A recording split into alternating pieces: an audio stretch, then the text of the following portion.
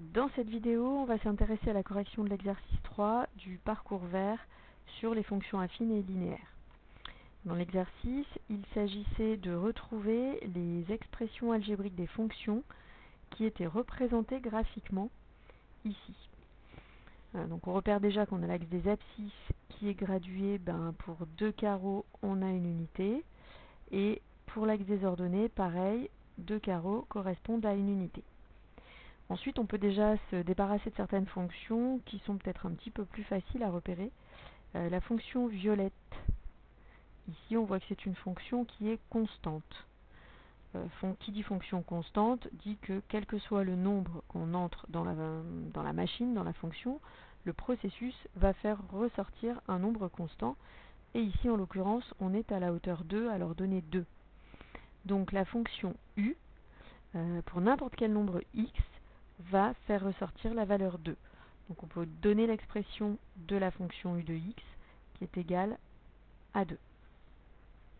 Ensuite, toutes les autres fonctions sont représentées par des droites. Donc on est déjà certain que ce sont des fonctions affines du type je rentre un nombre x, je ressors un nombre ax plus b, où a et b sont des nombres fixés. Il y en a peut-être une qui est encore un petit peu plus facile que les autres, c'est celle qui est en jaune, parce qu'elle passe par l'origine du repère. Or, vous savez depuis un certain temps qu'une droite qui passe par l'origine du repère, ça représente une situation de proportionnalité. Ce qui veut dire que pour la fonction, il n'y aura pas de plus b, c'est comme si b était égal à 0. Simplement, on prend un nombre x, on le multiplie à l'arrivée par un coefficient a. Alors pour déterminer ce coefficient, on peut s'intéresser à la valeur x égale 1 et on lit son ordonnée. Donc lorsque x est égal à 1, on va entrer un peu plus fin, on remonte ici jusqu'au graphique et on s'aperçoit qu'en hauteur, on est à l'ordonnée 1, 2, 3. Donc ça veut dire que pour passer de 1 à 3, 1 a été multiplié par 3. Donc le coefficient de la fonction, qui est aussi le coefficient directeur de la droite, va être 3. Donc l'expression de cette fonction, qui était la fonction g, va être x fois 3, ou plus simplement 3x. Ensuite, on peut continuer par exemple avec la fonction qui est en marron ici. Donc c'est une fonction toujours affine. On remarque que lorsque x est égal à 0, la valeur qui est ressortie est 2,5. On a une unité, 2 unités, 2,5 unités. Donc dans l'expression de la fonction, comme ici on est à 2,5, il va y avoir pour la fonction f un plus 2,5. Ça correspond finalement à ce qu'on appelle à ce b dans l'écriture qui est appelé ordonnée à l'origine.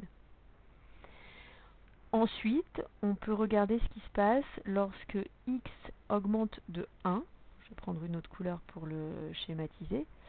Je peux me placer ici, n'importe où. À chaque fois que l'abscisse augmente de 1, l'ordonnée augmente de 1.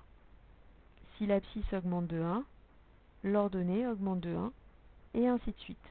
Donc partant de là, on peut en déduire que le coefficient directeur de la droite, qui est aussi le coefficient de la fonction, est égal à 1, puisque lorsque x augmente de 1, y augmente de 1, il n'y a pas de multiplication qui est faite. Donc on en déduit que ça va être 1 fois x plus 2,5. On peut aussi utiliser une autre valeur qu'on lirait ici. Alors on peut se fixer par exemple à x égale 2. On va lire l'ordonnée du point qui a pour abscisse 2. Donc on a une unité, 2 unités, 3 unités, 4 unités, 4,5 unités en ordonnée. Donc comment passer de 2 à 4,5, sachant qu'on va additionner 2,5 à la fin. On sait déjà qu'on va le faire. A priori, on va faire simplement 2 plus 2,5. Donc on va garder la valeur de x plus 2,5 et on va obtenir donc 2 plus 2,5 qui donne 4,5. C'est une autre manière de déterminer l'expression algébrique de la fonction x, qui utilise un petit peu moins le graphique et un petit peu plus le calcul. Il nous reste deux fonctions à déterminer, celle qui est représentée par la courbe verte et celle représentée par la courbe bleue. On peut déjà remarquer que ces deux droites sont des droites qui, quand on les suit de la gauche vers la droite, descendent. Donc le coefficient directeur de ces droites est négatif. Donc le coefficient par lequel x est multiplié va être négatif.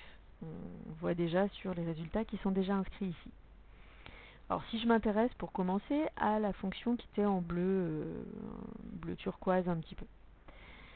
On peut lire son ordonnée à l'origine, donc je vais reprendre cette couleur-là par exemple. On voit que lorsque x est égal à 0, on est en ordonnée à moins 2. Donc dans l'expression, il y aura moins 2. Et ensuite, on peut s'intéresser au coefficient directeur comme on l'a fait pour les fonctions précédentes. On se positionne par exemple ici, à un endroit qui est lisible. On fait augmenter l'abscisse de 1. Et à ce moment-là, l'ordonnée, on regarde, elle baisse de 2 unités. Je recommence, lorsque l'abscisse augmente de 1, en ordonnée, on baisse de 2 unités. Ce qui signifie que le coefficient directeur de cette droite, et donc le coefficient de cette fonction, est moins 2, qu'on retrouve donc en coefficient devant le x. Ça nous donne l'expression complète algébrique de la fonction h, qui est, pour un nombre x, je fais correspondre moins 2 fois x, moins 2. On peut toujours utiliser une autre valeur. Lorsque x est égal à 1, par exemple, on lit que l'ordonnée est égale... Alors, j'ai pas pris la valeur la plus simple à lire sur ce graphique-là. Autant prendre par exemple lorsque x est égal à moins 1, on voit que l'ordonnée est égale à 0. Donc, comme on va faire moins 2 à l'arrivée, ça veut dire que lorsque x est égal à moins 1, admettons que je multiplie moins 1 par 2, ça ferait moins 2. Si je fais encore moins 2, j'arrive à moins 4. Ça ne marche pas. J'ai fait moins 1 multiplié par moins 2, qui lui va donner plus 2. Et ensuite, avec le moins 2 qu'on sait exister dans cette expression algébrique, on obtient bien 0. Donc par le calcul, on peut retrouver le moins 2. C'est moins pratique, c'est moins facile, c'est moins commode à mon avis. Vous avez la représentation graphique sur laquelle on peut normalement directement lire le coefficient directeur qui se retrouve comme coefficient dans l'expression algébrique de la fonction. Il nous reste la dernière fonction, celle qui était en vert. Donc on peut utiliser le même raisonnement. Ça aurait été bien que je zoome, mais trop tard. Ici, l'ordonnée à l'origine, on peut la lire, on est à 0,5. Donc on va le retrouver, le plus 0,5, dans l'expression algébrique de la fonction k. C'était la fonction k. Et ensuite, on se pose la question, alors je vais prendre une autre couleur, on va prendre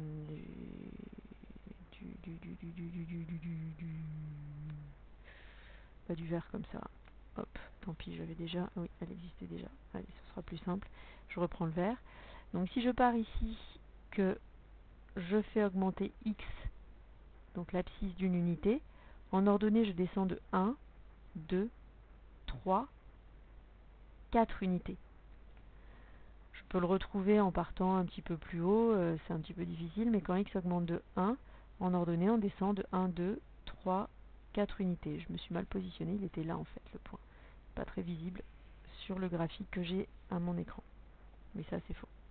Je l'efface. Hop.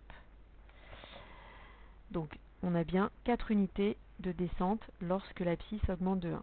Ce qui signifie que le coefficient directeur de la droite, alors c'est pas 4, c'est moins 4 parce qu'on descend, et c'est également le coefficient directeur, le coefficient de la fonction, moins 4.